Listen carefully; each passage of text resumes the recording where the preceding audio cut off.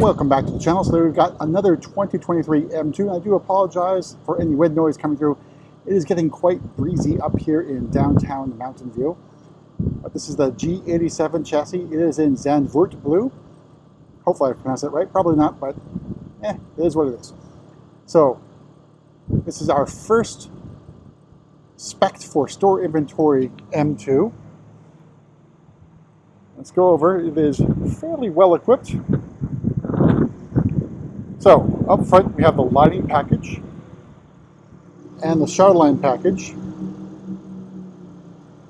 So we've got our very nice running lights, and then our very aggressive front fascia, lots of openings for air intakes. And you'll notice that we don't have the active cruise control sensor there, which means either I didn't spec it or it's a manual transmission. So if you get the manual transmission, that is not actually available. You see oil cooler down here, but you see it's a very wide open front fascia here for all the cooling needs. All right, taking a step back.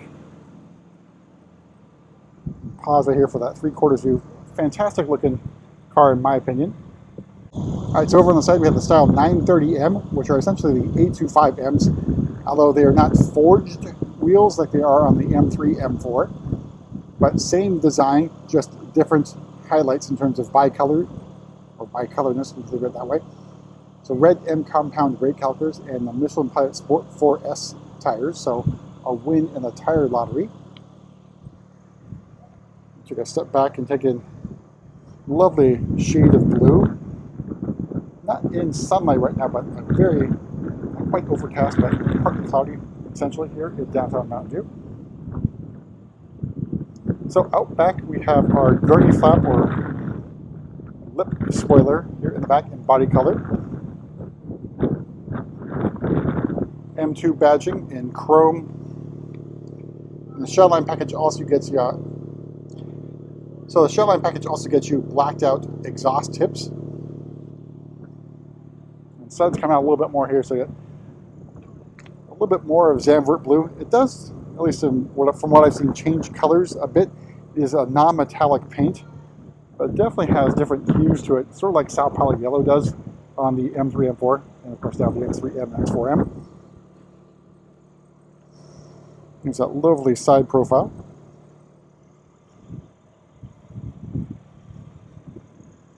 We'll make our way to the inside, go over pricing and options on this M2.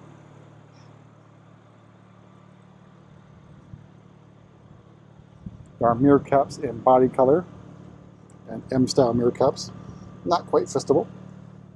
So opening up, we have the black Vernasca leather with the M-color highlights, which look fantastic on the seat. So one of the three sort of options you can get that are no cost. So this blue, black with blue contrast stitching, and cognac, all in the fairly nice M sport seats. You got controls here for the side bolster adjustment and lumbar support, and the manual crumb catcher here. But very nice looking seats. I really do like the M color highlights on this seat. M2 badging, of course. We've got M2 badging on the door sill.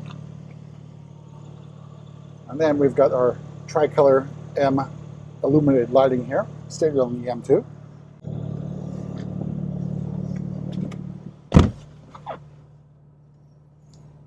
All right, so in front of me, the standard M steering wheel, red M1, M2 buttons.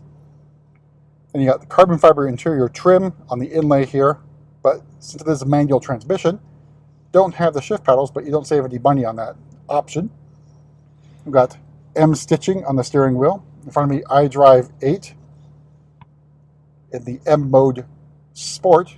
Same display as the M mode track. Heads-up display. The rest of our iDrive 8.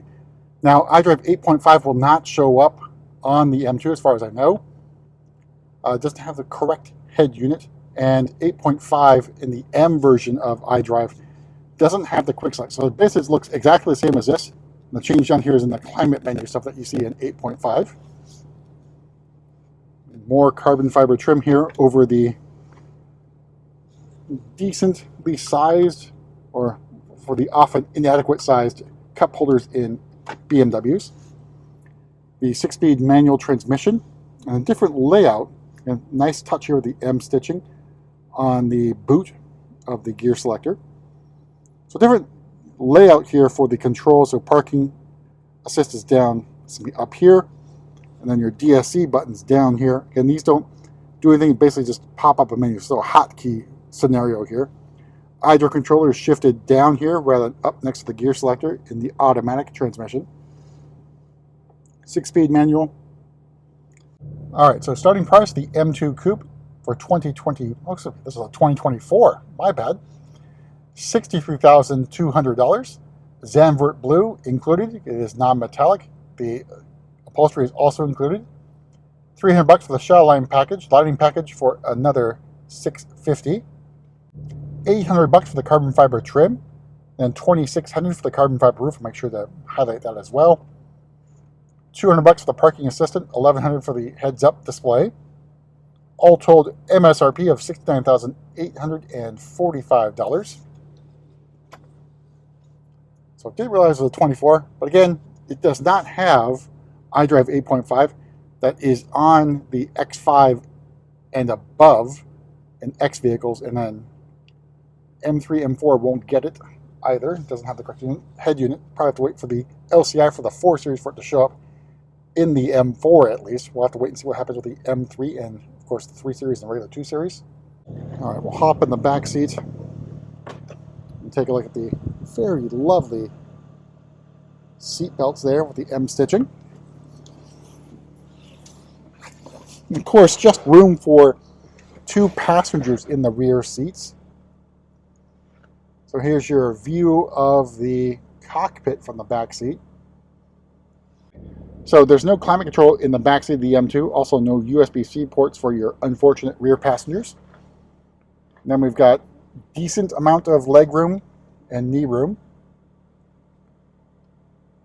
But I think the issue is really headroom in the back for taller passengers who probably aren't going to enjoy themselves too much, especially on a long trip.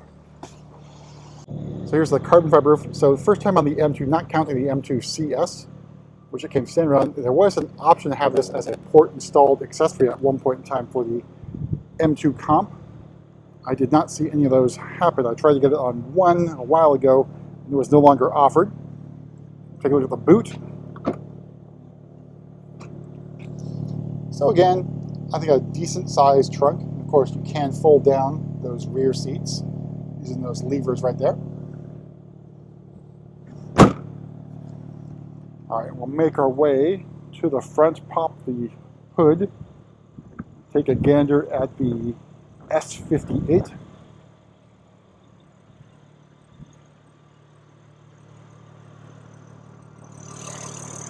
So underneath the hood is the S58 inline-6 3-liter twin-turbo engine.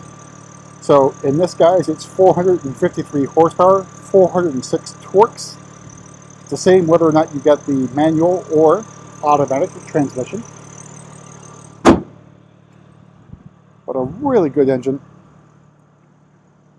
And then I think the only thing missing on this car would be the carbon buckets. Again, that's a pretty pricey option. You do have to spend nearly $10,000 to get that on your M2 because it's not a separate option. Again, you have to bundle that with the roof, the bucket seats, and then the M driver's package.